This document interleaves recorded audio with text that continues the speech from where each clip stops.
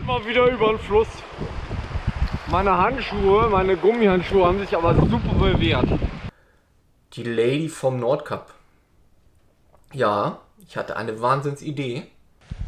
Ich habe die schwere Vermutung, dass die rote Jacke, aka der Spanier, der vor mir gen Nordkap prescht, in den Hütten immer den zurückgelassenen Proviant vergangener Wanderers verzehrt.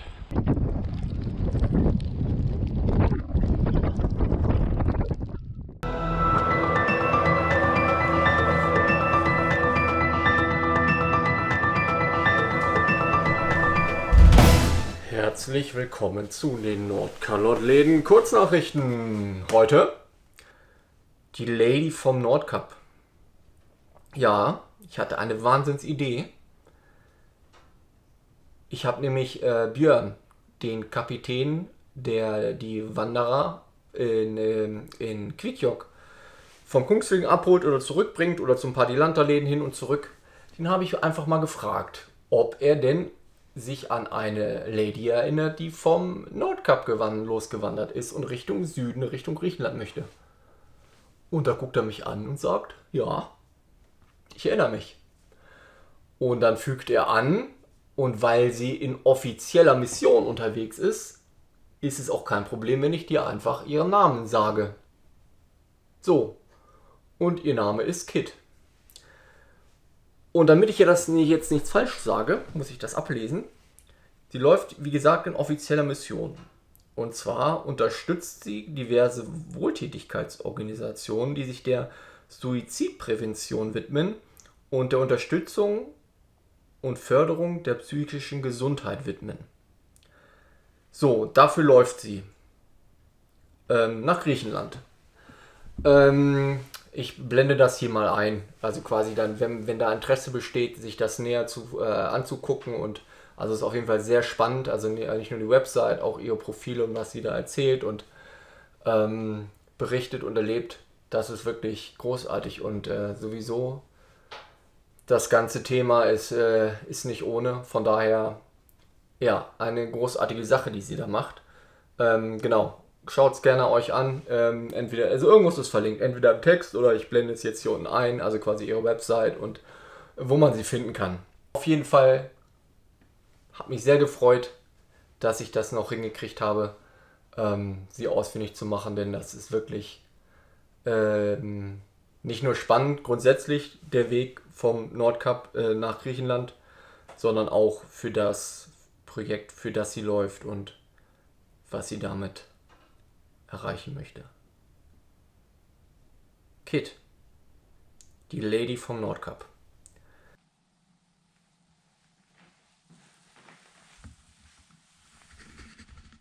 Auf Wiedersehen, Reuswatten. Es war schön hier. Sehr, sehr schön. Aber grundsätzlich kann man sagen, es ist einfacher, an einer Hütte aufzustehen, definitiv. Aber losgehen nicht. Da ist im Zelt schon einfacher, weil du hast eh keine Wahl. Bleibst du jetzt im Nassen sitzen oder nicht? Also da ist fällt doch die Wahl auf Losgehen relativ fix. Aber wenn so eine schöne warme Hütte, ja, da würde man noch bleiben. Ganz gerne. Gerade wenn draußen sowas wartet.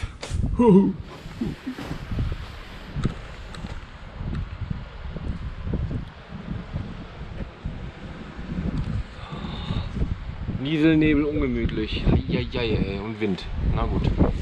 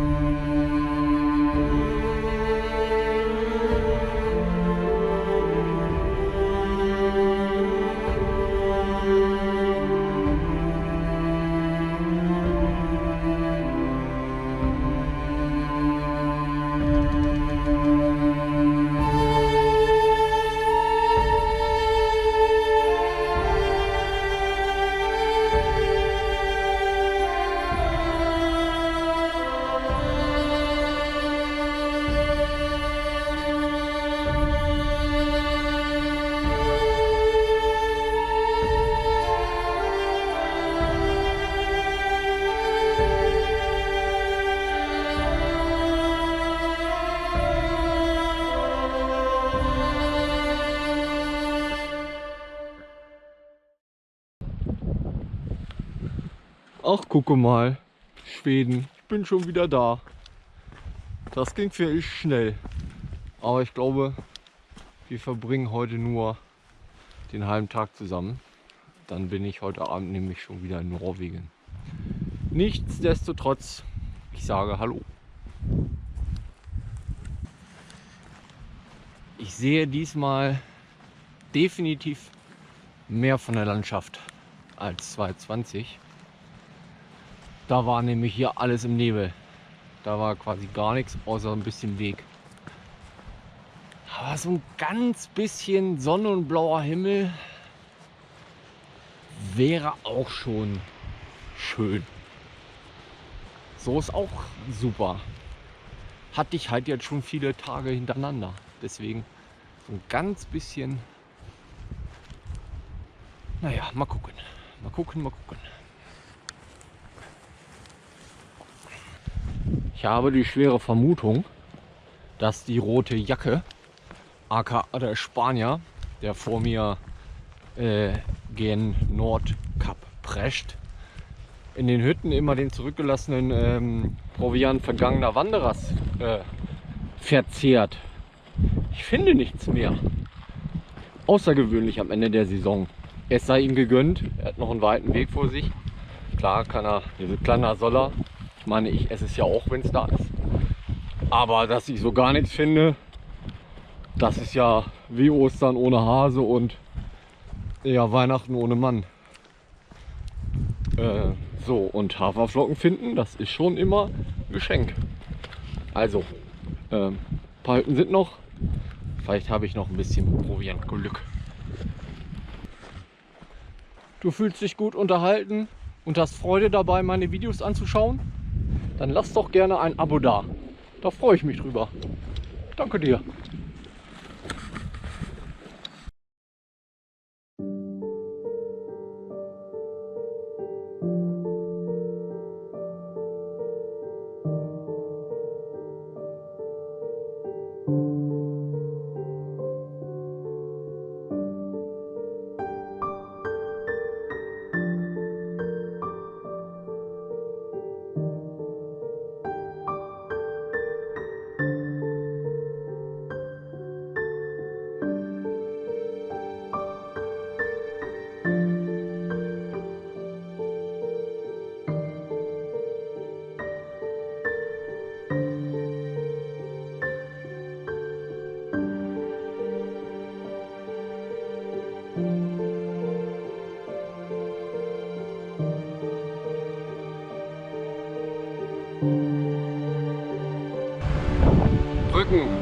Brücken sind super.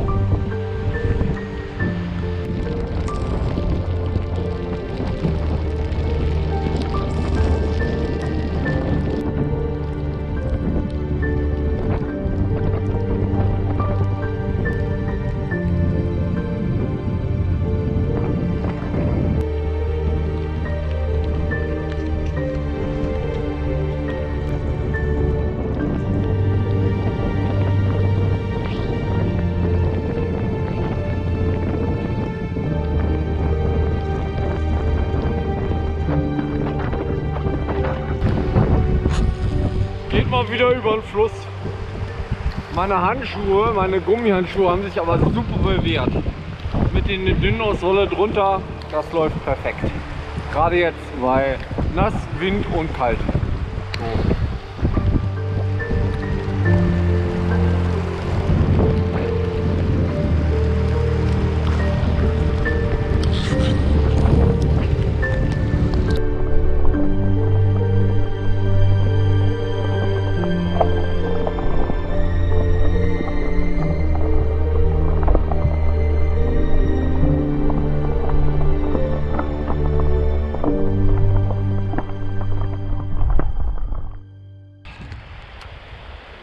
Wir nähern uns der Paurohütte, meiner Lieblingshütte.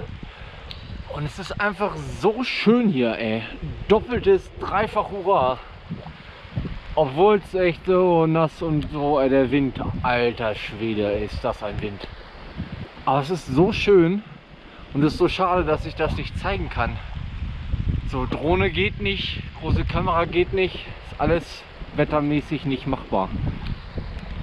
Aber das ist richtig schön. Und gleich kommen wir zu der großen Hängebrücke, die es vor ein paar Jahren noch nicht gab, wo man noch rudern musste. Und da gab es nur 2 Boote, nicht wie da auf dem Kungsleden 4. So, und wenn halt einer doof war, hat er das mit einem Boot rüber und dann waren auf der einen Seite 2 Boote. Und wenn ein Wanderer von der anderen Seite kam, wo kein Boot war, tja, dann war guter Rat teuer. Aber zum Glück gibt es jetzt diese Brücke und die ist echt super. Also, ich finde alles super.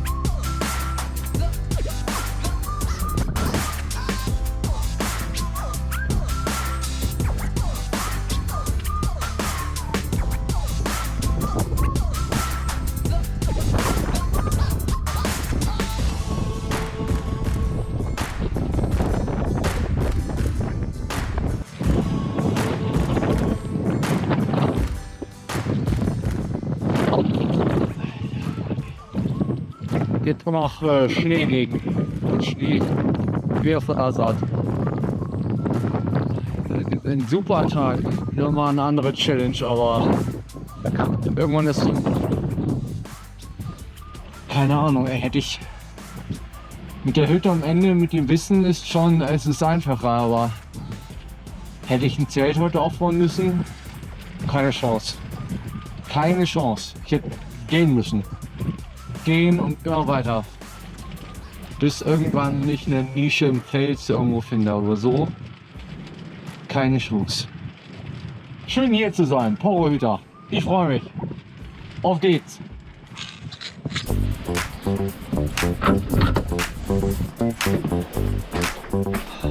So sieht's in der Power aus. Au. Hallo.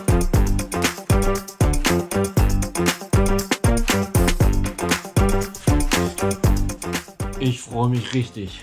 Junge, Junge, ey, bei dem Wetter hier drin schön. Ja, das wird super. Das wird richtig super.